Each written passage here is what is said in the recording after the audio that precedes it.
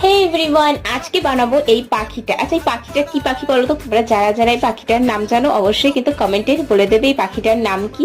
তো এর জন্য ফার্স্টেই লাগবে হচ্ছে অনেকগুলো কালারের উল। তার মধ্যে থেকে আমি নিয়েছি হচ্ছে অরেঞ্জ কালার, ইয়েলো কালার আর হচ্ছে গ্রিন কালার, যেগুলোকে এভাবে একটা টিস্যু বক্সের মধ্যে আমি রাউন্ড রাউন্ড রাউন্ড রাউন্ড করে এরকম সমানভাবে তিনটেকে কেটে নিয়েছি। আর তারপরে আমি যেরকম প্যাটার্নে করছি তোমরা ঠিক সেরকম ভাবেই করবে, কিন্তু কালার কম্বিনেশনটা তোমাদের মতন, তোমরা কোন কালারে করবে সেটা তোমরাই ডিসাইড করে নেবে। তারপরে এরম করে দিয়ে আমি একটা বড় সড়ো একটা টিস্যু পেপারটাকে একটু ভালো মতন করে নিই, যাতে পাখির মাথাটা যাতে একটু উঁচু লাগে।